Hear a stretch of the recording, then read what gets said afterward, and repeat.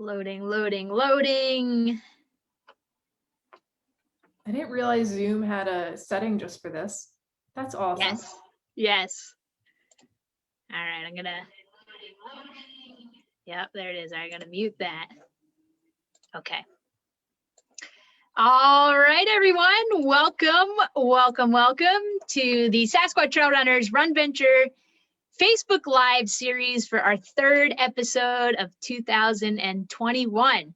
My name is Kim Levinsky. I am the owner and race director for Sassquad Trail Runners in New Jersey. Tonight, we are joined by trail runner and hiker Sara Fioravanti, who will be sharing about her 2,000-mile Appalachian Trail Thru-Hike. So before we give her the little squatchy introduction, I'm going to share a few updates about what's happening in the wonderful world of Sassquad trail running. So we recently extended our February RunVenture race until the end of March. If you haven't noticed, there's a ton of snow out there. We're expected to get another dumping tomorrow. And I had some folks contact me about, what are the trail conditions out in Ringwood. Me personally, I want to do all the distances in the series, and it's not feasible right now for February with the amount of snow that we have. So we're extending that. That's great news. It's going to go through the end of March, all the way till March 31st. We have a variety of distances available, ranging from a 5K up to 36 miles of that one's called the Wanacue Traverse. And these are all on the trails of Ringwood. They're gorgeous. They're some of my favorite trails in New Jersey. You can learn more about that, and you can register for any of those distances on ultrasignup.com. So if you may or may not heard, we recently had to adjust our plans for our March in-person race. Traditionally, we're over at Stoke State Forest for the double squatch, but because the New Jersey state parks are not issuing permits at this time, we had to change plans. So we're making a little pivot. We're going back to the Ramapo Valley County Reservation in Mahwah, New Jersey for the substitute single squatch on Sunday, March 14th. You can sign up to squatch 5.5 miles or 11 miles on the scenic trail loop, at the reservation. So you can learn more about that, register on ultrasignup.com. To learn more about the rest of our events for 2021, you can check them out on our website, sassquadtrailrunning.com. Okay, so that about wraps it up for what's going on right now in Sassquad. Told you I would keep it short and concise. So the reason that you are all here, Sara is going to be sharing with us her adventures from the AT tonight. So I met Sara about 4 years ago when we first started Sassquad Trail Running. She quickly became a part of our community by joining us at our trail parties, both as a runner and a volunteer. I personally remember Sara being a huge help to me when she volunteered at the Squatchayanda Night Trail Race last January, which if you've been to any of those events at Wayanda, you know they're always crazy. And I remember Sara got there early. She was helping me set up, and she just was such a huge help to me as that crazy night ensued. So she can most often be found on the trails. She's come to a lot of our group runs. She also goes frequently to the New York, New Jersey Trail Conference group runs. And if you don't recognize Sara, you might recognize her dog, who is pretty famous here in New Jersey. So Sara is she's in marketing and graphic design in Kenilworth, New Jersey. She was recently married last year before COVID shut the world down, and she completed her Thru-Hike of the Appalachian Trail.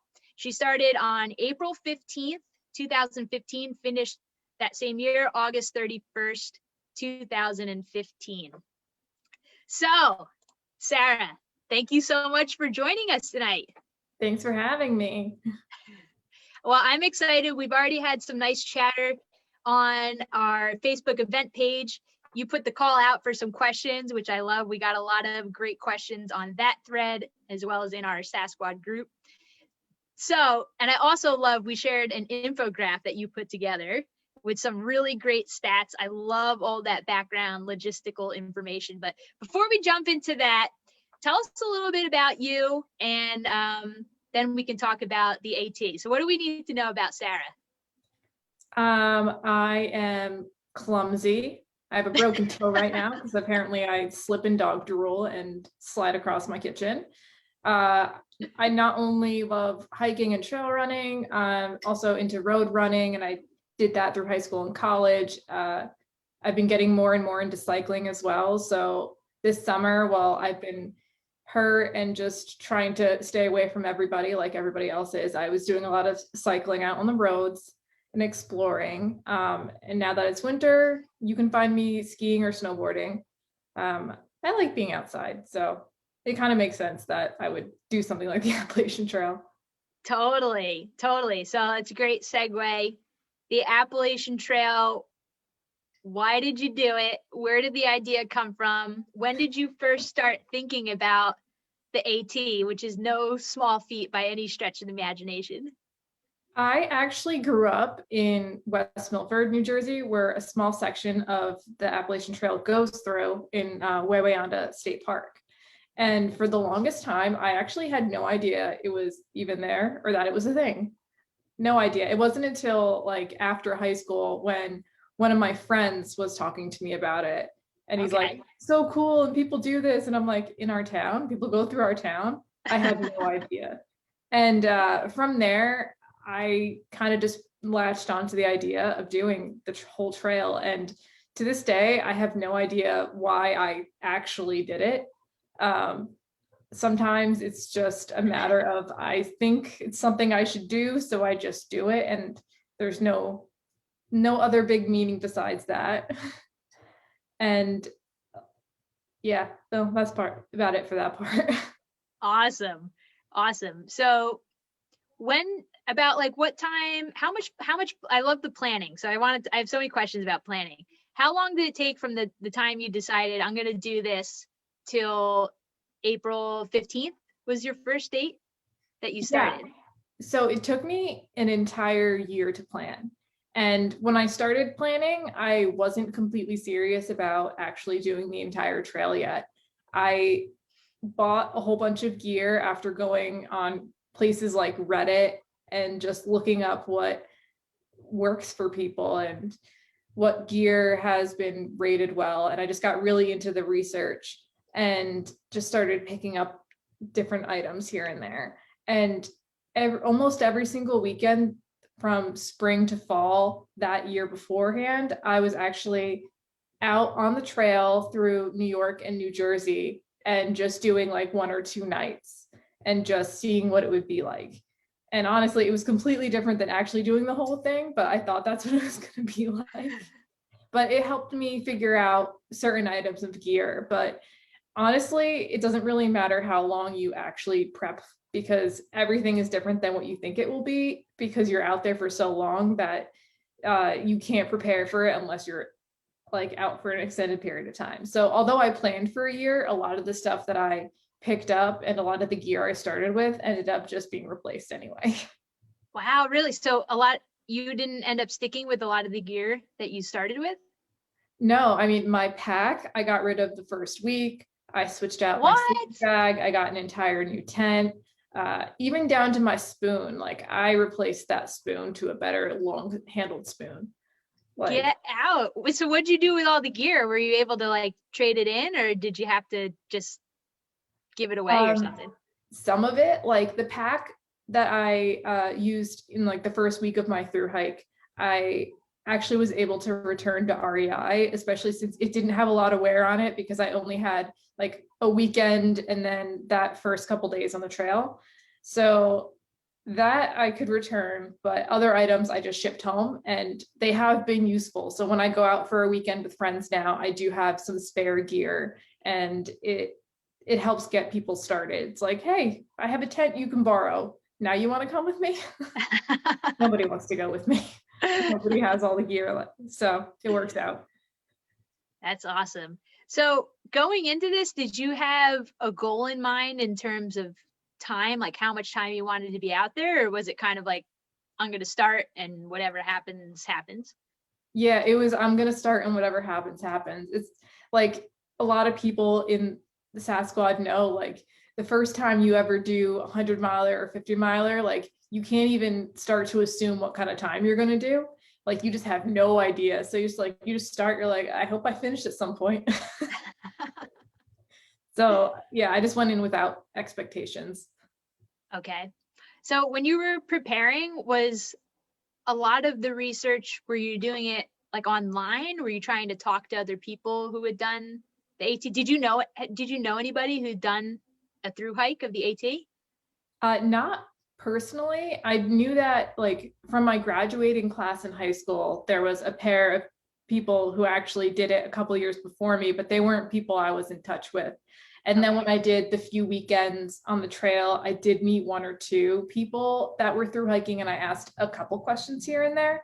But most of my research came from Reddit, the Appalachian Trail subreddit, just kind of digging in there and seeing what everybody else was doing at that time. So most of it was just online research.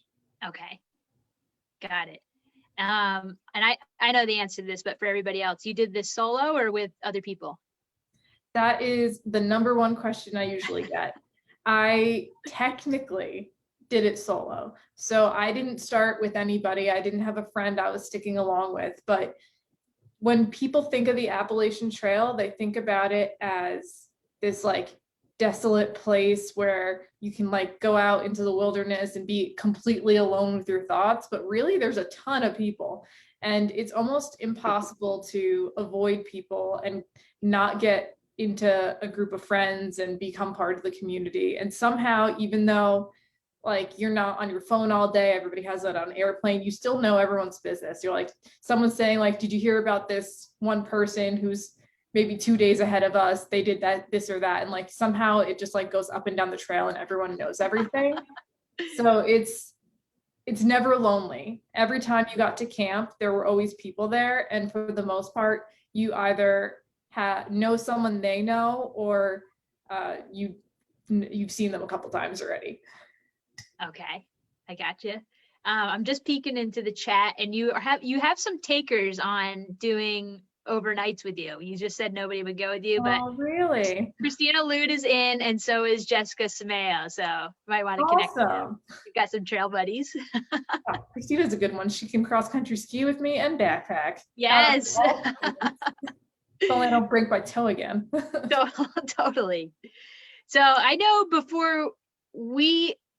before this live feed, we talked a little bit on Monday, I guess it was, and you said there was like a list of questions that everybody always asks you. I know we hit the first one, which was, do you go solo or with other people? What were the other questions that you find you're always getting asked by people? Yes, that is always the first question. And then the second question is usually, where did you sleep? And the third question is, what did you eat and how'd you get food? Okay. And I can answer those real quick. There are a bunch of designated camp areas along the Appalachian Trail. And even when there aren't, there are sites you can use along the way. Generally, people stay at the designated campsites because there's usually a shelter there. So you don't necessarily have to pitch a tent if you don't want to. And then it's always or almost always near a water source. So you can replenish your water at that point and have everything you need for the next day. And oh man, what did I say the next question was? So yeah, it's always, where did you sleep? How'd you get food? So they always also assume that you're never near a town. And it's actually amazing how many towns you physically walk through while you're on the trail and how many of them are ridiculously close to a trailhead. So you could walk in and out, no problem, and go to a grocery store.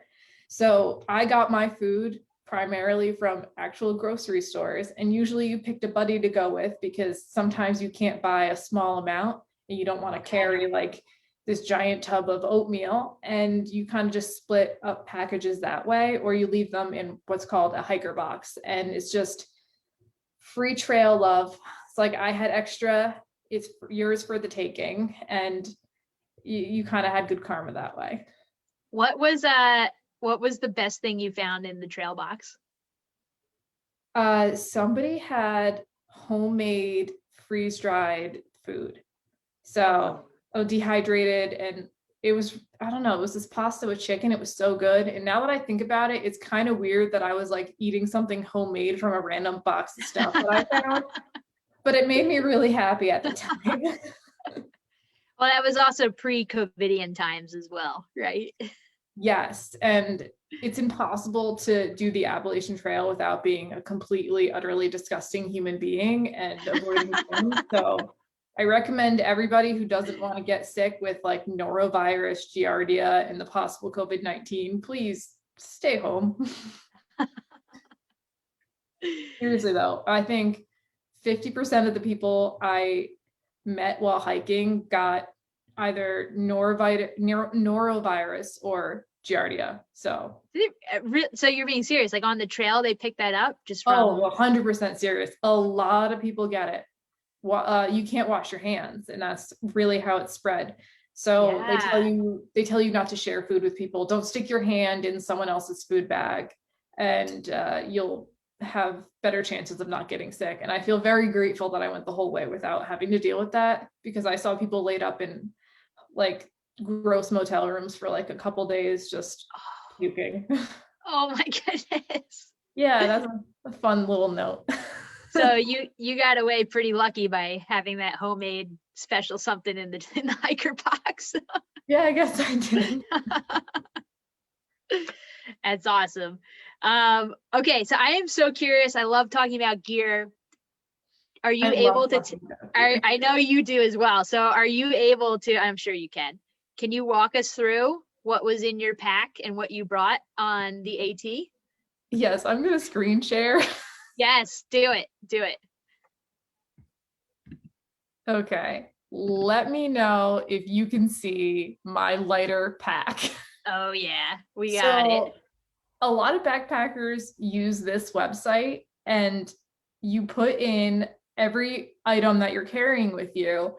You weigh it, and a lot of mine I also just guessed what they weighed, but really I should have weighed them completely. And you kind of figure out how heavy your backpack is going to end up being, so that you can rearrange things and replace items to maximize your pack. Mm-hmm. And you have to get really nerdy to get into this, but this is actually everything I carried at the start of my Appalachian Trail hike. And I'm happy that I put it all in here, because I probably would have forgotten like half of it. I had a lot of clothing. I had way more clothing than I could possibly have needed. Okay. Everything from a buff, which came with me the entire way, to convertible pants that you could zipper off into shorts, which did not make it very far. Oh, and a heavy, heavy poncho for some reason. One thing I'm trying to like scour this list. This is so, I love this. This is awesome. Keep going. I mean, I can share these lists for my starting pack and my final pack at the end, because you can link right to them. Wow. It's a setting in here, so everybody can just get all nerdy with me. I love it. Somebody actually asked some of the questions about like gear that I wish I had and didn't realize I needed. Yes. And I'd have to say one of them is definitely extra socks. You know, I went through 50% of the Appalachian Trail with one pair of hiking socks, and then one pair of socks I only wore at camp. So like, I don't know how I did that, because like the other half I had two pairs of hiking socks that like I'd wear one until it got really, really terrible, and then I change it out. But yeah, two pairs of socks, way better. So Sarah, we're getting a bunch of questions popping up in the chat. So let me read you a couple.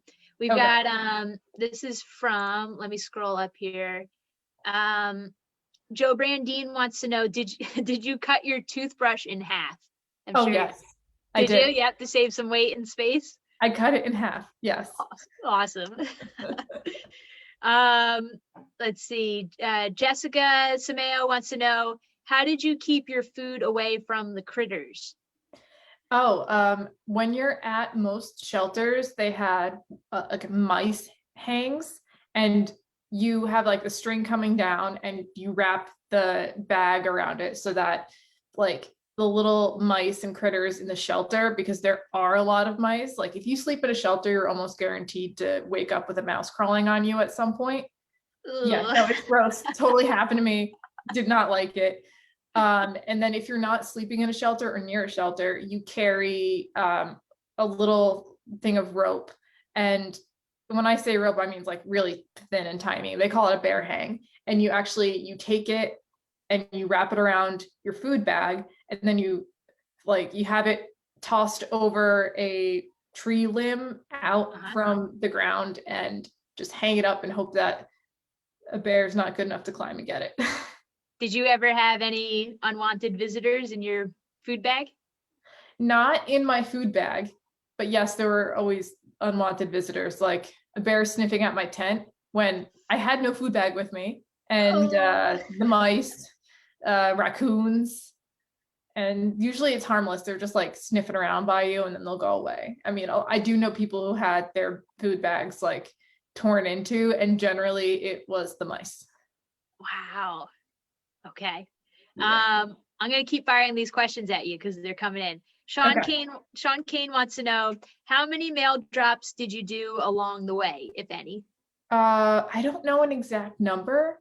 I didn't do very many. Some people sent food that way, and they would do what's called a bounce box, where if they got to a certain location and they had too much food and didn't need their like box yet, they'd send it up to the next spot, and you actually didn't have to pay to do it. It's just forwarding your mail. Okay. I usually had my shoes sent that way. And then when I needed to switch out certain bits of gear, like when the spring was over and I was getting rid of like my warm weather gear and getting my getting my warm weather gear and getting rid of some of my colder weather gear. So I probably only did like 5 for the entire trail, and that'd be about it. Okay.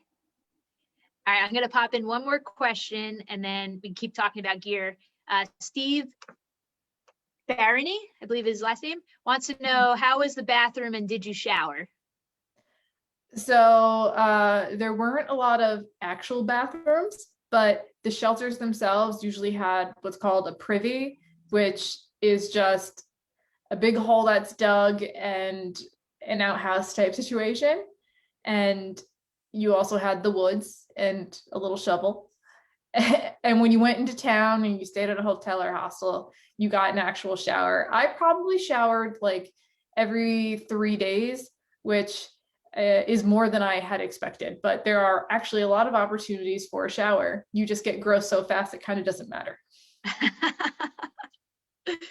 All right. We've got a really great question from Christina Lude, but I'm going to hold off on it because it's a little bit deep. So we're going to hang on to that for a little bit later. It's a good question, Christina. I want to give you more chance to talk about gear if you want to get through any more of this spreadsheet or highlight anything else. Oh, yeah. In terms of gear. As you can see where it says pack and shelter, both of those ended up changing for me.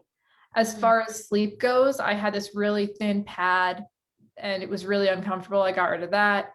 Ended up replacing that sleeping bag because I had a men's size, and apparently but I didn't know this, but if you have a sleeping bag that's too big, you'll actually be colder than if you have a bag that's the right size, because your body temperature is what's heating up the bag. So that was a mess up. I did have a bunch of hygiene items. And then for cooking, actually, almost none of this changed for cooking. I chose well. I had like a tiny little stove that just screwed right on top of the fuel. And then a lot of little items that these changed a little bit here or there. Like I had ended up getting rid of the Camelback at one point to kind of lighten things up. One thing I really liked having was my charger. I had a little external Anchor charger, so I can get like a charge and a half on my phone while still hiking, so I could still listen to stuff. And if I go to my final pack, this is how much things change. So the base weight was almost 16 pounds on my original pack, and then I brought it to 12 and a half. So I figured out what I was doing while I was doing it.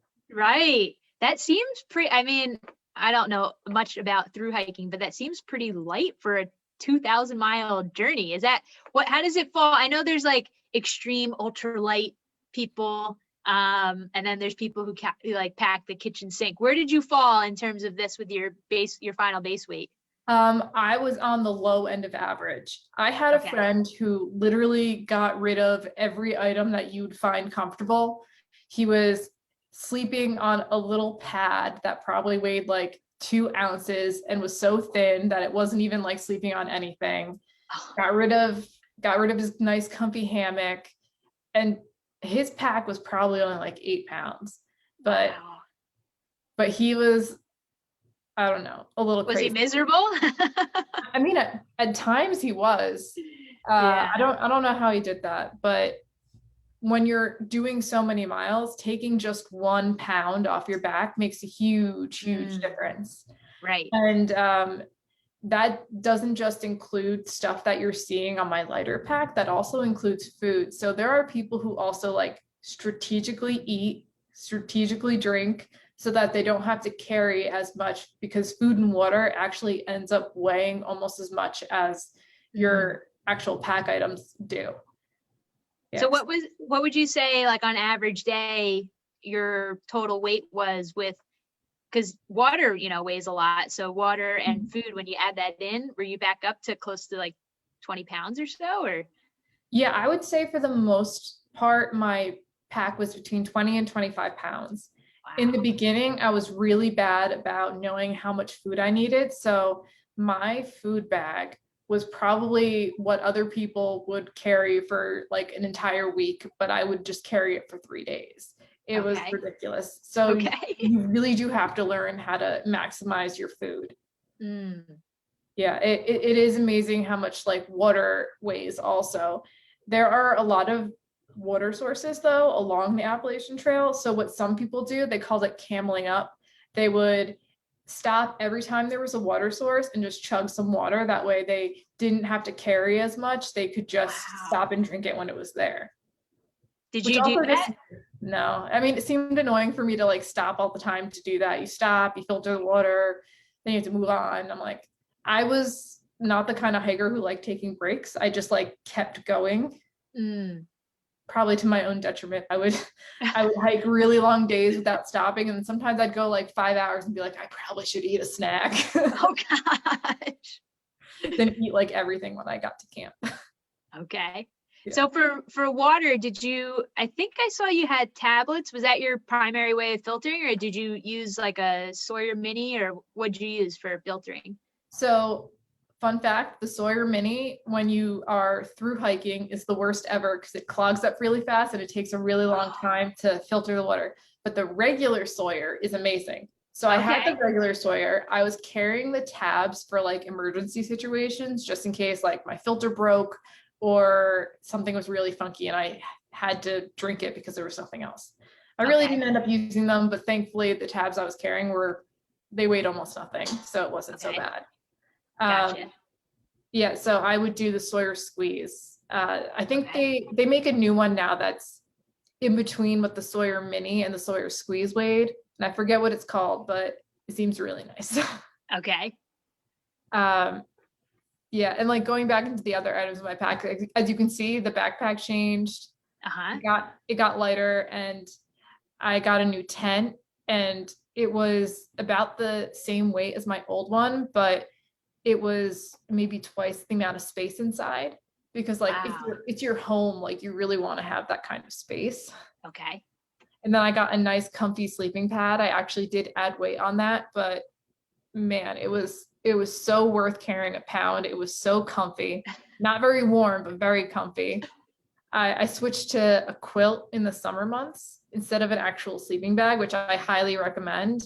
They're really cozy. And the weight that you carry on a sleeping bag, like everything that's under you actually is wasted.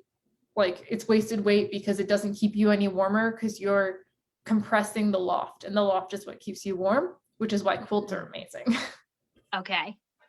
Yeah, and then I got my clothing in check, so everything was a little more in order. Cooking, thankfully, yeah, I got cooking right, and I had a lot less items here, and I started carrying around smart water bottles instead of like a heavy Nalgene and carrying a Camelback. So it's amazing how much you can like, yeah, it's my Sawyer Suite. You can get like stuff in order. That is awesome. I love this website. I'm gonna have to bookmark it. It's called lighterpack.com. Yep, I'll send out some links for it. That way everyone Awesome. can take a look at what I used and you can play around for yourself. That's awesome.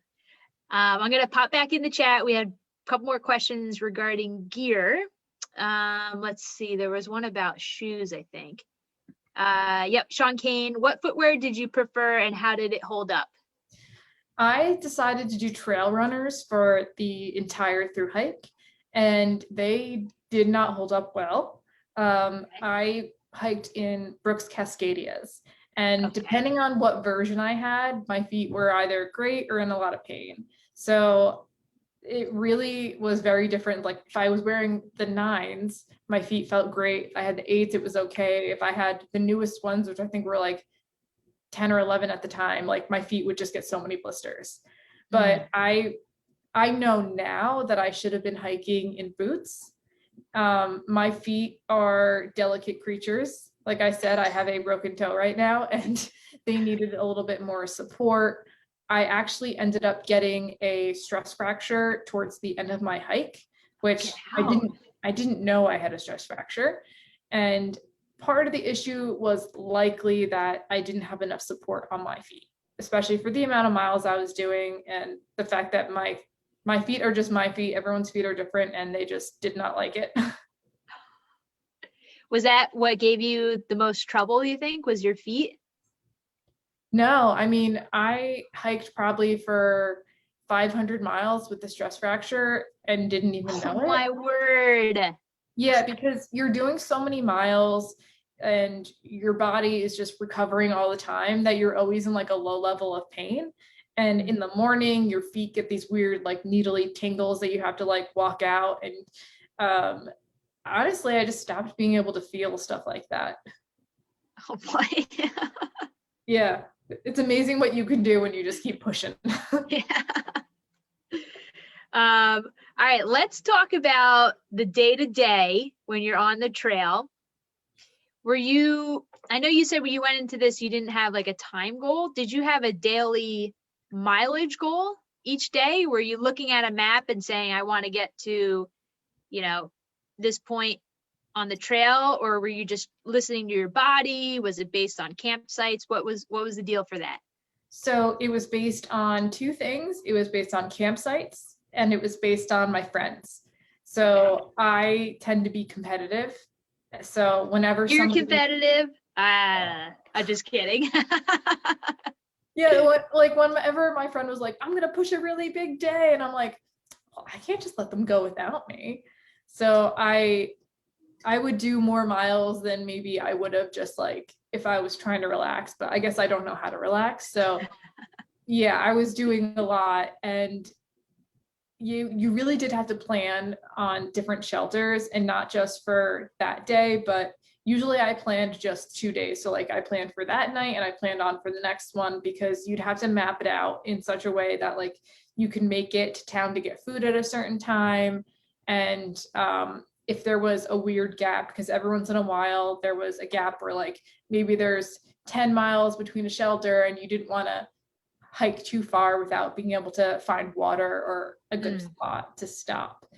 So it wasn't a lot of planning. It wasn't trying to hit a certain number of miles every day. It wasn't like if I hit 10, I was upset. It was just where I wanted to go and then who I was trying to catch up with. Okay. Oh, I wanted to ask you this in the beginning. Do you have a trail name, or did you get one while you were on the trail? I'm so fascinated by trail names with the AT.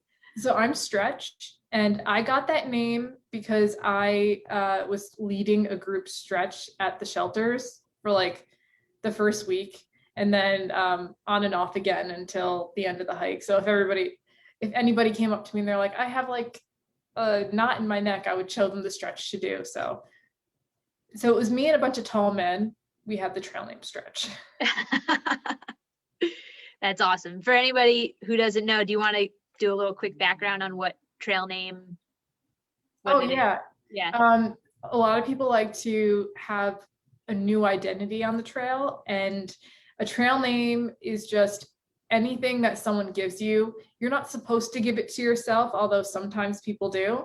There are a few people who got the name Yogi, and it's not because they liked yoga, it's because they were always trying to like get people to give them food, like Yogi Bear. I had one friend, she ended up getting named Dirtface because it sounds worse than it is. It was actually very funny. So sometimes names sound terrible, but they're not. But she would always like just smear dirt on her face somehow. She'd just be like, oh, there's something on my face, and she'd always have like something. Yeah, my one friend got his name Backtrack because his first night on the trail, he left his wallet and all his money at a shelter and had to spend an entire day going back to get it. Oh man. That's awful. Yeah, so some people love trail names to the point where like they will try to go by that in their regular lives too. And then there's people like me who like by the end of the trail, I'm like talking to people, telling them to call me Sara. So I was like, I just need my name back. But there are definitely people that if you told me their real names, I'd be like, no, I mean, that's Backtrack. What are you talking about? No, that's Dirtface. Yeah, Dirtface. What do you mean, Molly? Well, that's not right. All right, we have questions flying in the chat. This is probably the most questions we've had. So I'm gonna hit you with them. So this is a good one because we were just talking about mileage. This is from Heather Romlin, wants to know, did your mileage per day significantly drop when you got to the White Mountains? That's a great question. Yes, it did. And you can see that on my infographic as well. In the White Mountains, you definitely can't safely do as many miles. And what a 20-mile day feels like before that area, like a 15-mile day might feel worse than that in the White Mountains. There are just so many ups, and when you go down, you're going down steeply for quite a long while, and just to be safe and to save your quads, it's a slow moving process and a lot of rocks, but it's so gorgeous that like maybe you want to take that time anyway. Although in the White Mountains, I got separated from some of my friends I had been hiking with, and I wanted to catch up with them, and I ended up doing like a 20-mile day in there. And let me tell you, that was very, very, very, very painful. I recommend you take your time there and just enjoy the views because they're amazing. Oh man. Yeah, when I was in Vermont earlier this year, and I was on the AT for a little bit, and I was thinking like I just can't even imagine like at the end of your Thru-Hike when you're getting up to the New England trails. It's just, I mean, incredible. There's some really, I mean, it's beautiful, but gnarly for sure. Yes. I would say that like you're in really good shape for it by the time you get there. So it's not like you're just like thrown in the deep end once you get to the giant mountains that start like, yes, in the Vermont, New Hampshire area, but like it's such a different feeling too, because you're walking over a lot of rocks. And I think I might have fallen more in Maine and just butt scooted down stuff than I actually ended up hiking. Oh my goodness. Yeah, I just couldn't. I am not graceful. Well, you're not the only one. You're in good company here. We have a couple of questions about states. So 2 questions to hit you with. Don Weiss wants to know, in what state did you see the most bears? And then Sean Kane wants to know, what was your favorite state to travel through? Okay, so the state I saw the most bears was actually Virginia in the Shenandoah area. Oh, yeah. There were just so many, I think because of the tourists maybe not being responsible with them. When I was staying at a shelter, I had a bear sniffing at my tent at night, even though that was one of the shelters where they had a specific area to hang up your food away from bears. So it was like super safe. And I ran into like a mom and cubs like 2 different times in Shenandoah also. And they just acted like I wasn't there. And I'm just like, can you please go away so I can like continue down the trail? And then actually right before the Shenandoah, I can segue myself into another story that was asked about. But right before there, I got charged by a bear, which ends up being the scariest moment I had on the trail. Oh my goodness. We got to hear this story. It wasn't a mom with cubs or anything like that either. There was, okay, I'm going to back up the story really far. Okay. Set the stage. You got to set the stage. Yeah. There's definitely some backstory. So there's a campground no, not a campground, actually. There's a brewery in Virginia called the Devil's Backbone Brewery. They have a setup for campers from the AT to stay. And in the morning, they make you breakfast. They just love thru-hikers. So we were going there to drink, and we set up our tents in the field, or at least we were going to. We got too drunk too, but we were drinking all night at the brewery. We went way too hard, and the next morning I was just so sick. I couldn't eat anything, and I was just sweating out beer. It was really bad. And for everyone listening, I am not a drinker, or at least not anymore. And I was real miserable. And I had 20 miles to do that day. And I couldn't keep any food down. I'm just disgusting all over the place. And I think it took me like 6 or 7 hours to hike like 5 miles. Oh my goodness. It was really bad. It was not a good day for health. But I started real early because I knew I was in pain, and I still wanted to go all the way to where I was planning on camping next. And it was like towards the end of the day, maybe like 3 or 4 o'clock, and I could finally get a couple bits of food down. And I was just like 3 miles from town, and I was going to go out to this buffet for dinner, because that's when buffets weren't gross and scary. They were just amazing places to stuff yourself with lots of food. And I took like this nice little break at a shelter, and I'm just so happy to be feeling better and back on my way.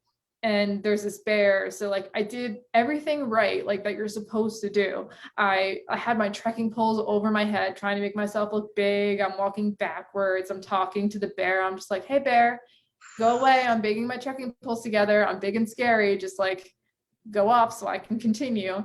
And then all of a sudden it like huffs at me and is like charging at me. And it was like the scariest thing that ever happened, because I'm just standing there like, wow, this is how I'm gonna die. This is the dumbest way to die ever. I'm gonna have to try to maybe punch this bear in the face, or at least make my dead body look like I'm fighting it or anything. Oh my word. It's all going through my head. And it was a bluff charge. I knew a lot about bears and like what you're supposed to do around them, like, but I didn't realize they bluff charged. And they like to just test you out to like see, are you prey, are you not prey, are you a threat to me? So it like charging at me, and it veers off to the side, and I'm like, what the hell was that? And I just like have my adrenaline real high, and then I just like walk past it and just go down the trail, and I pick up this big rock, and I'm just like banging it against another rock and like throwing it back at the bear. Like, I'm like, you better stay over there.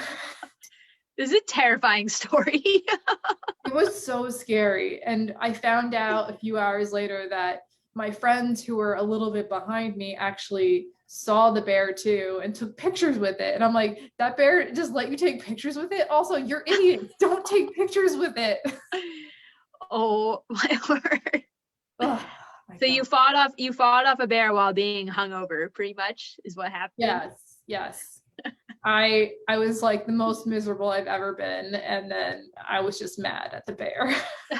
Terrified and then angry, like, why the hell would it do that to me today of all days? Okay, so you saw the most bears in Virginia. That was the first one. And then can you say you had a favorite state that you hiked through? No. Or is it too hard to narrow it down? I mean, I was in all the states for such a long period of time, well, except for like New Jersey and New York, but like Virginia took me an entire like month to hike through. So there were so many different experiences I had in each that it's hard to narrow down what my favorite would be. I mean, okay. I have to agree that like Maine and New Hampshire were definitely the most beautiful, but I think my body was just so run down. Maybe I didn't enjoy it the way I should. So maybe like it evened it out for the rest of the trail. So maybe I liked it just the same, just because I was like miserable at a baseline. All right, fair enough. Fair enough. Man, we have so many questions. I'm going to try to keep hitting you with them.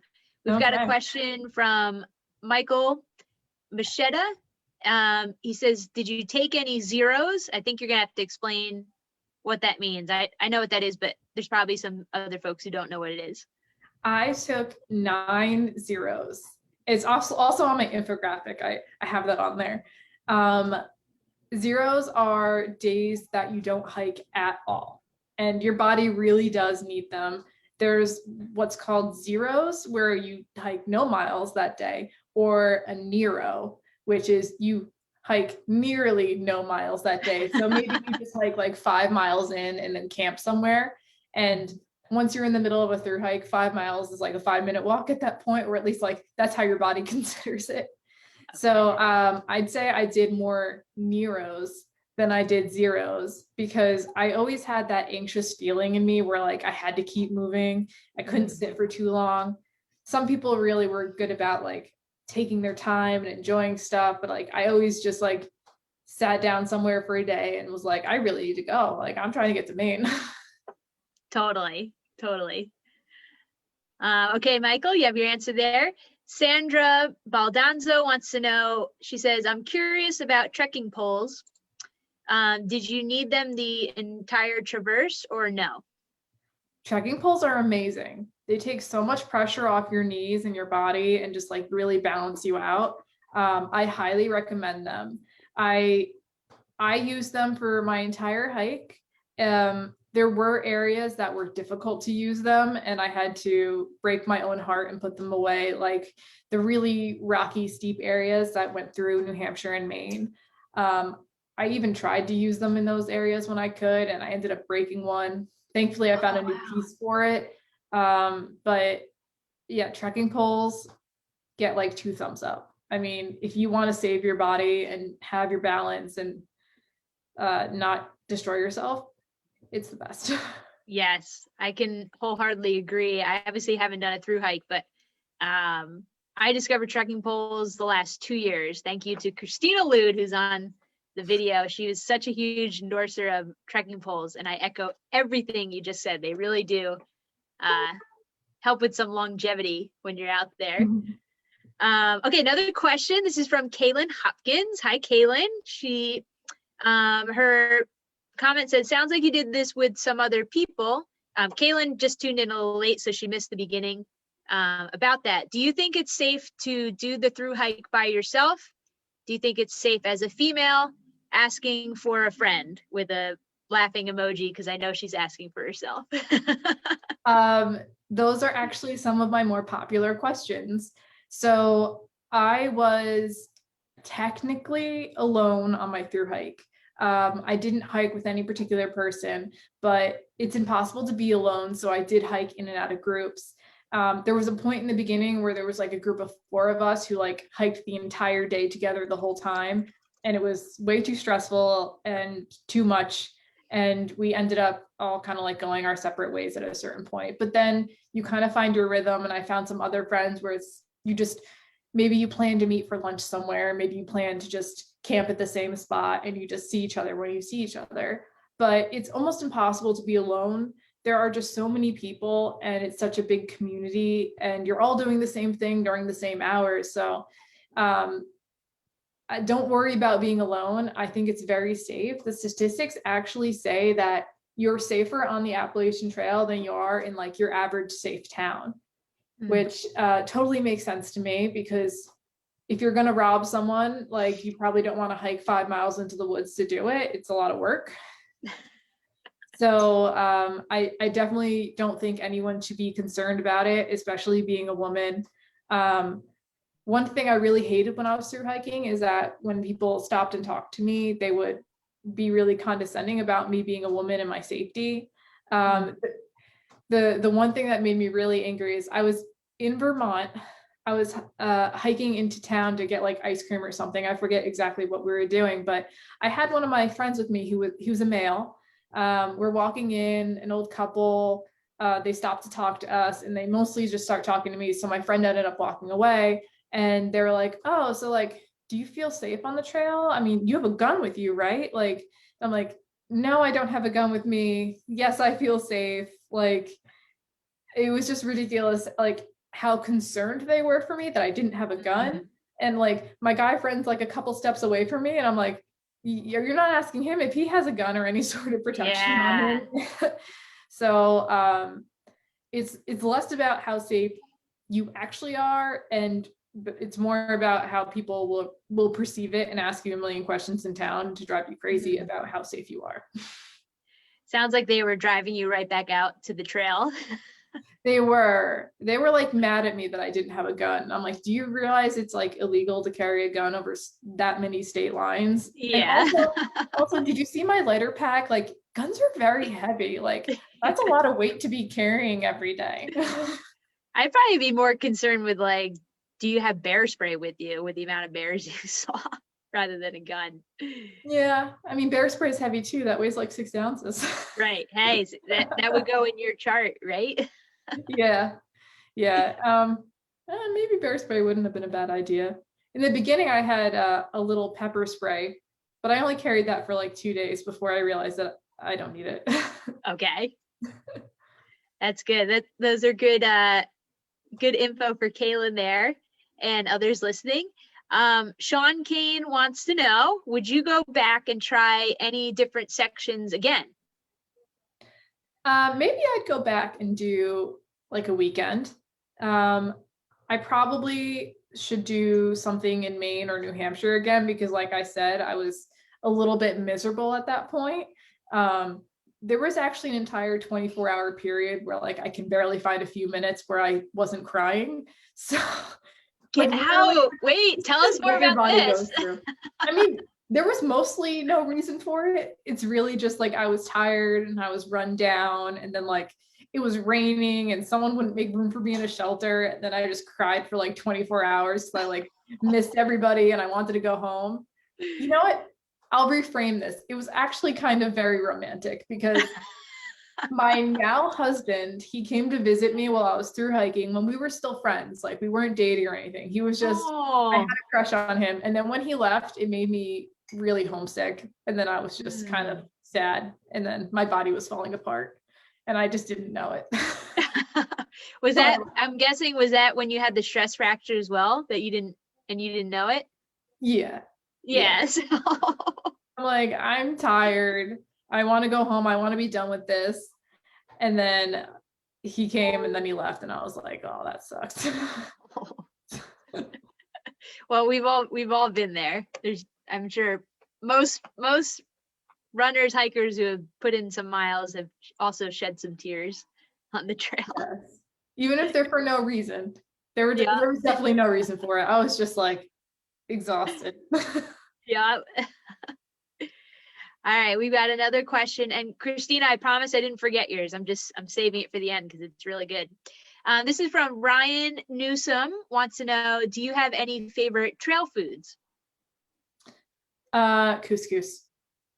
Couscous. You didn't even hesitate. You didn't hesitate on that. I ate so much of it. It's just so easy for dinner. Like, you have to like cook rice, but couscous, you just have to have like warm water, and it just tastes good, and you need a lot of carbs. So you got that going too. And it was delicious and easy to eat, especially at the end of the day where you're like too tired to even eat.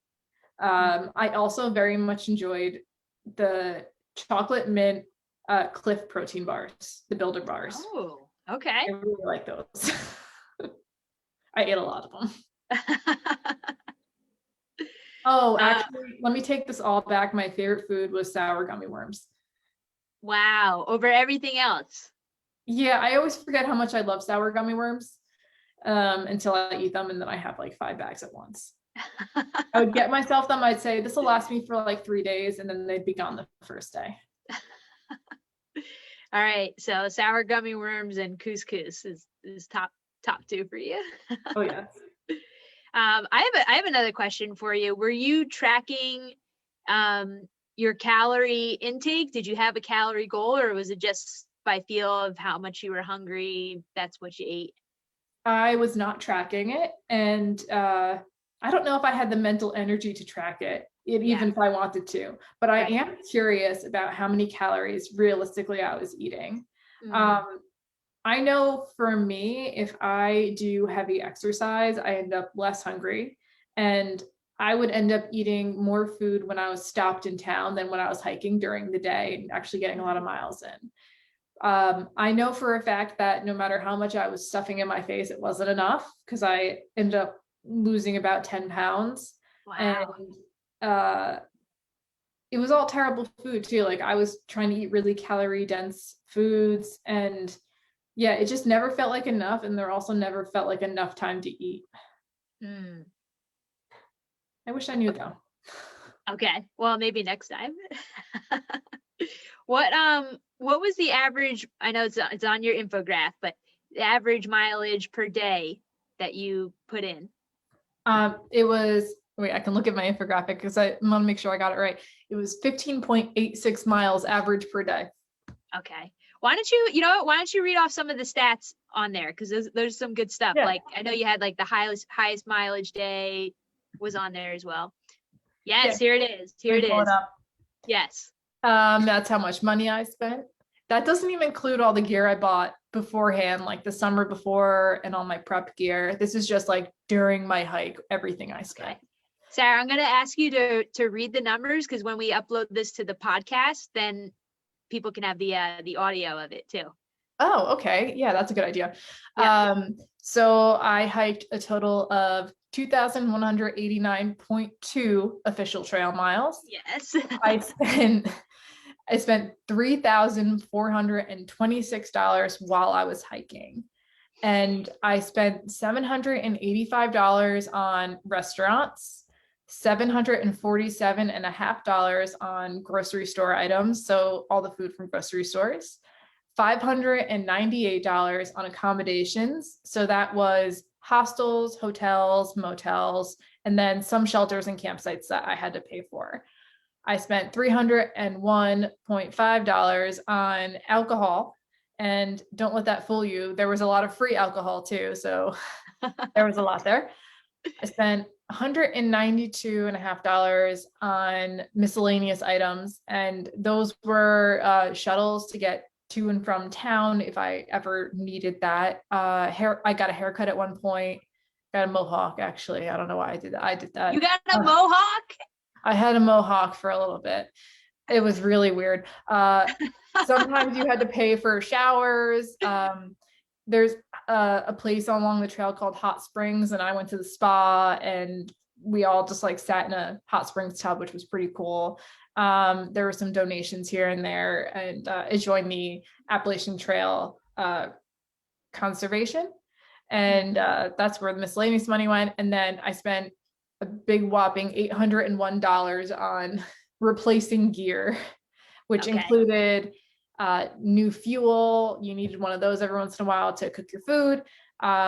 Replacing my sleeping bag with something warmer for warmer weather.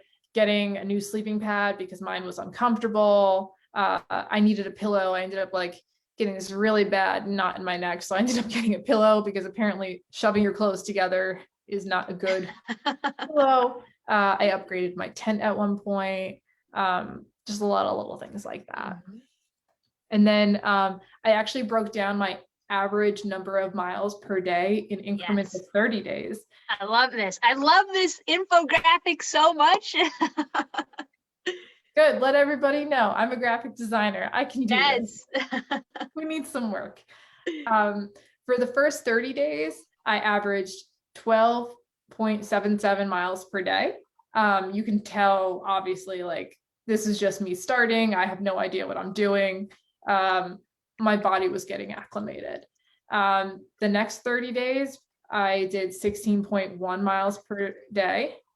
My next 30 days after that, which is 61 to 90, I did 18.1 mile average per day. And this was a flatter area. It goes through, I think it was like Virginia into Pennsylvania. And not that there were no hills, but it definitely wasn't the most challenging of it. And then through New York, New Jersey, Massachusetts, Vermont, the next 30 days, 90 to 120 was 16.46 miles per day. And then towards the end where I was miserable, and this isn't even 30 days, but also the terrain was very difficult in this area. In Maine, it was 14.52 miles per day. My average over all the days was 15.86 miles per day. I spent an average of $1.57 per mile that I hiked on the trail. My longest hiking day was 31.9 miles. Whew. I did, yeah. Oh, that's a story. I could tell that story too. I did 9 zeros, so 9 0-mile days. I spent $24.82 per day that I was on the trail. And then I hiked 160.4 miles during a 7-day period, which was the most I did for any 7-day period along the trail. Wow. Now, if I think I did any of that, I would just die. Can we, before I ask a few more questions, can we hear a little bit about that 50K day that you did on the trail? Yes, there was actually a long period of time where I specifically wanted to do a 50K. And I was trying to do it in Pennsylvania because there's some long sections where you could go like 30 miles and it's relatively flat the whole time. So you can kind of just chug along. And I actually made it one day and I ended up doing 29.9 miles. And I thought I had done like the 31 for a 50K. And I was really mad. And I didn't find another opportunity until I was in Massachusetts. And my one friend was sick of hearing me talk about how I wanted to do a 50K. And he kind of challenged me to it. He's like, hey, look at this campsite. It's like, there's supposed to be a view here. It's supposed to be awesome. Why don't we try to get to it? So he like egged me on. And this was in, I believe it was late July, early August, maybe more like late July. So in Massachusetts, you're in a lower lying area. You're at less elevation than almost anywhere else on the trail. And in this particular area, because you were in the low area and the time of year it was, and there was like a little river nearby, it was like the most mosquitoes I've ever dealt with in my entire life. It was hell. So I'm trying to get through this day and I am just getting eaten alive. Like I couldn't even stop and eat a snack because as soon as I stopped moving, they were like swarming me. I'm spraying myself with like a tiny little bottle of 100% DEET and they're just ignoring it like it never happened. It was ridiculous. So that's the mood I'm setting for it. I am getting eaten alive by mosquitoes, which doesn't sound as bad as it realistically is. And it sounds bad, but it was real bad. And then like at one point I got to a campsite and it was, I think like a little over 20 miles into this day. And I told somebody where I came from and where I was going. And I forget why it came up. And the guy just like, he was an older gentleman, maybe in his 60s, but he's just like, you're not doing that. That's way too many miles. And he just made me really angry because he thought I couldn't do it. So that was like another reason for me to keep going. Yes. So I started this day at like 7 a.m.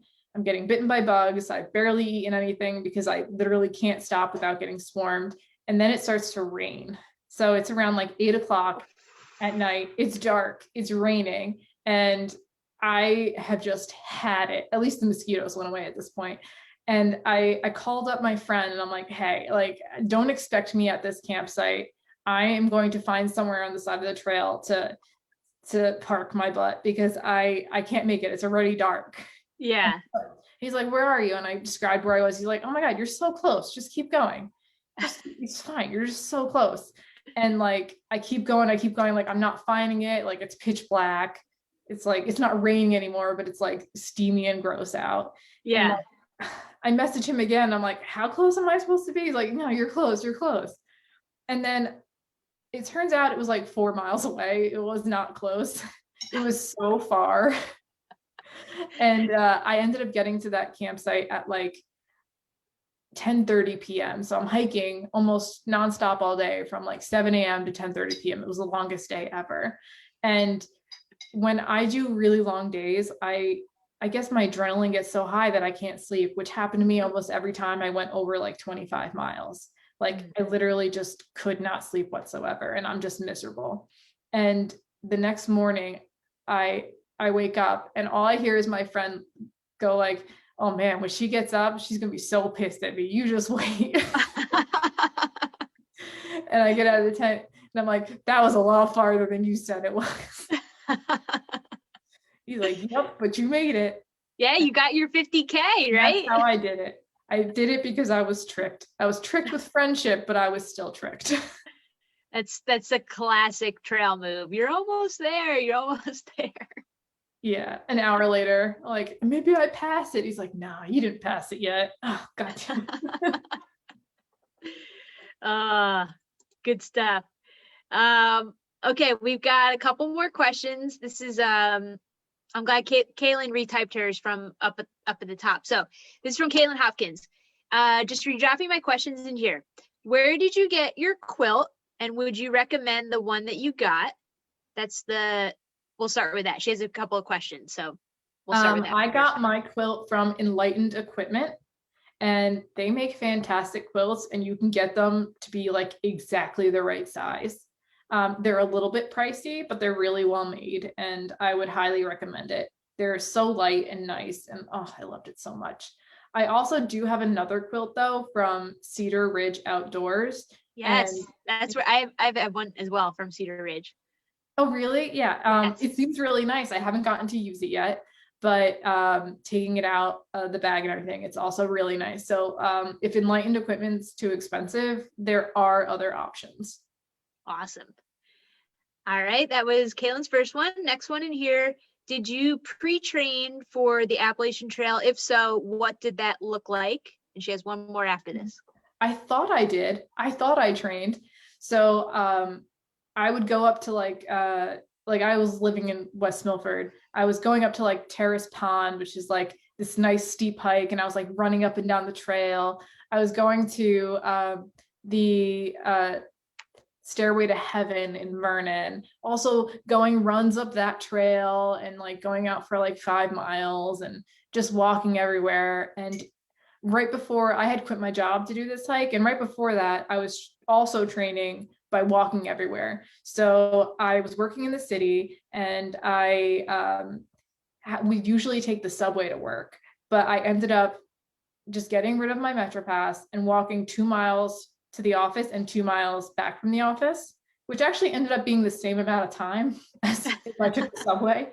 So I was walking a mile to the PATH train, and then I was walking 2 miles to my office, and then 2 miles back, and then a mile back to the PATH train. So that was like my training, but really it meant nothing because nothing can actually prepare you to hike a bajillion miles unless you're hiking a bajillion miles. Right. Awesome. It's another question from Kaylin. Other than memories, do you have any souvenirs that you got from the trail itself or after you finished? So I have my tag that was on my pack because if you sign up and register your Thru-Hike, you get this cute little tag. I also have scars on my feet from my foot surgery that I had to get after my stress fracture. So, maybe the opposite of a souvenir, because they took a bone out of my foot, so I'm missing. But no, I wouldn't say there's really like a lot of items to remember and take with you. Yeah, mostly memories and pictures, but no solid items besides like my little tag. Okay. We've got a question from Christina, and then I'm going to ask her original question. Actually, Christina, would you mind retyping that again on the chat, just so I want to make sure I get it right, and it's like way back at the top. We have a lot of comments. But her first one is, Sara, did you train with your full pack on? Did you do any training with your full pack? No. No. Should you have done any training with your full pack? I don't really know if it would have made a difference. Yeah. I don't know. Next time. Okay, I think I actually remember Christina's question from the beginning. She wanted to know how was it transitioning back into normal life when you finished It the was the Appalachian? worst. Okay. Worst. So there is actually something that hikers learn about called post-trail depression, and it is very real for a lot of people, and it's something that I went through.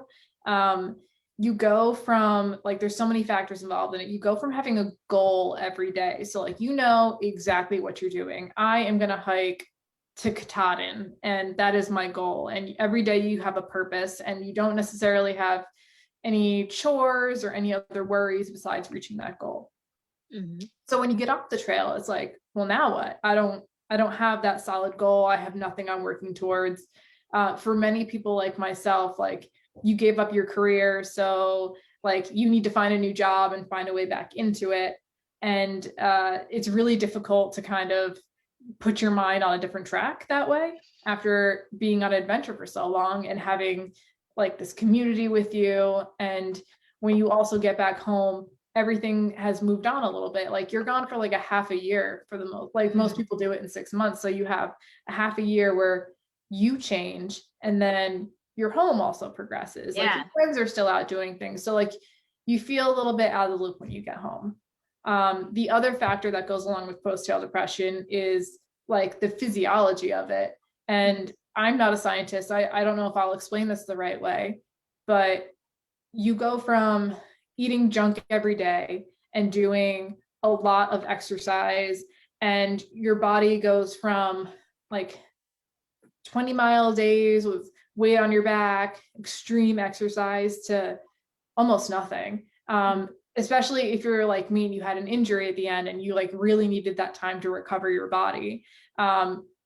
You have to figure out how to eat regular food again and not just Pop-Tarts and couscous and sour gummies.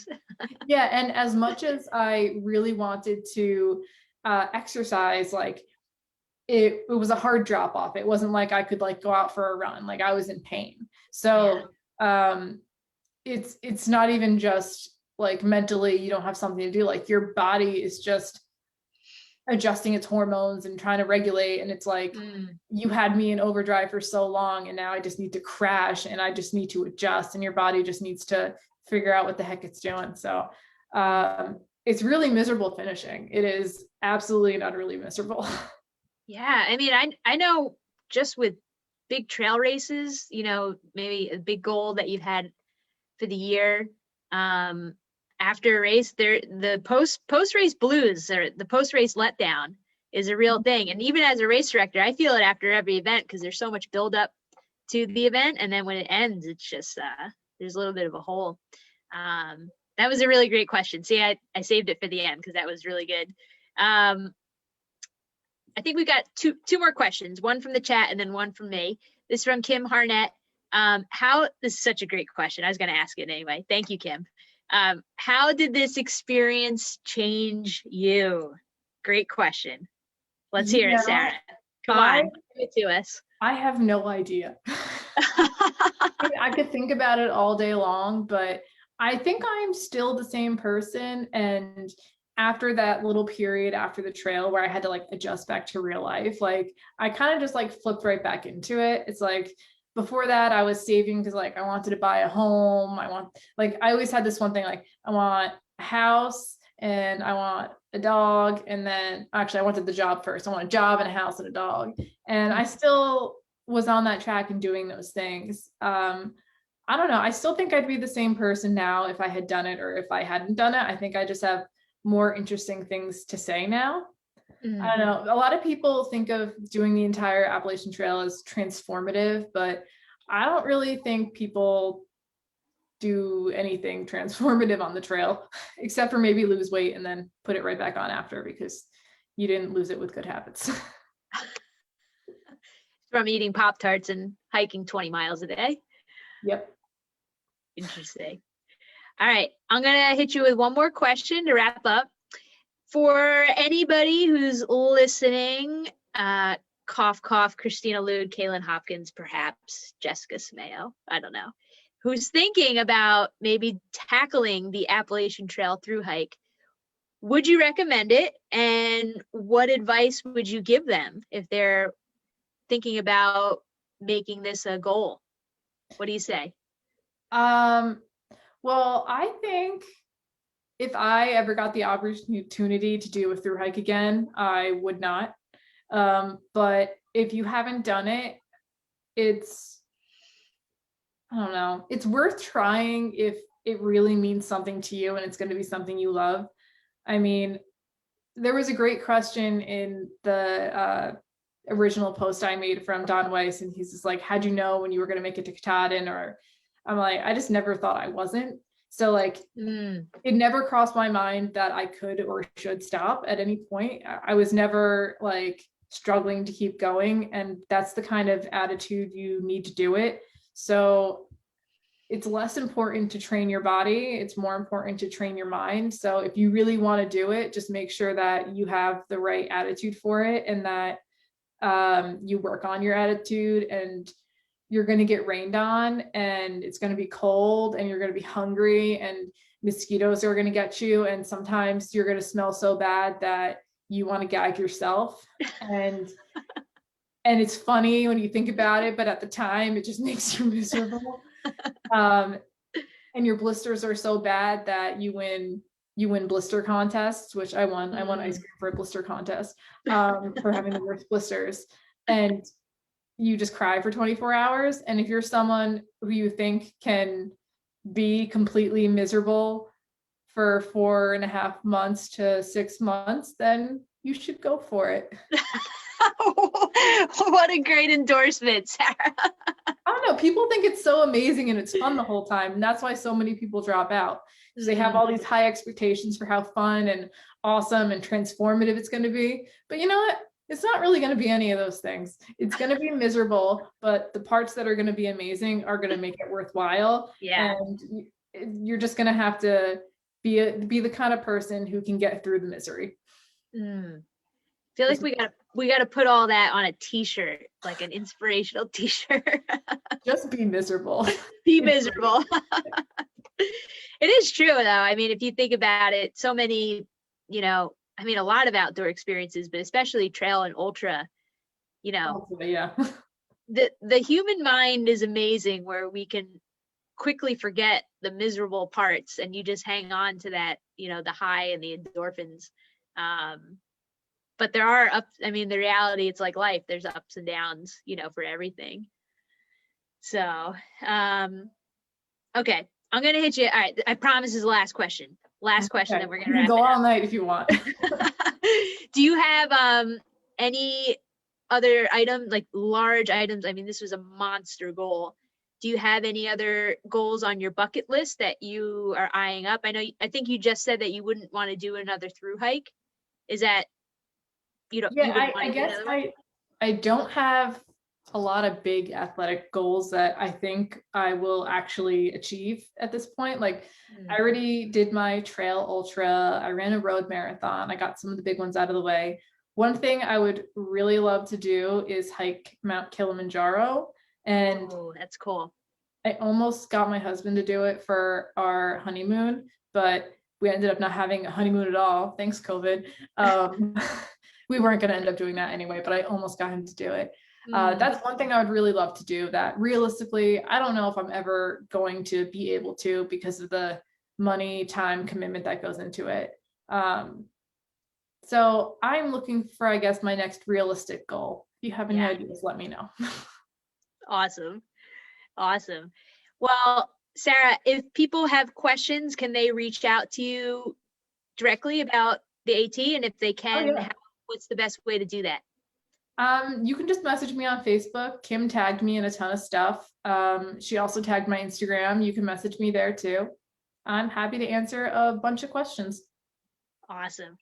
Sara, this has been so great. I love it. I loved everything about it, from your infographics to the spreadsheets. I mean, I'm type A as well, so I love all that info. Your stories were great. I felt like I was there with you when the bear was rushing. and the mosquitoes were eating you alive. Oh, mosquitoes. So thank you again for your time. We will post this. The video will stay on our Facebook page. We're going to upload the podcast as well in the next week or so, and you can catch the replay on that. Our podcast is called Sassquad Trail Runners. You can find it on Apple, Spotify, Google Play, wherever your favorite podcasts are playing.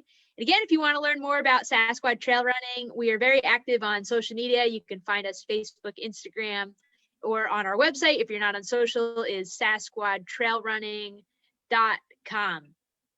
Okay, Sara, thank you again. Yeah, thanks for having me. Awesome. All right, guys. So until we see you again, keep it squatchy.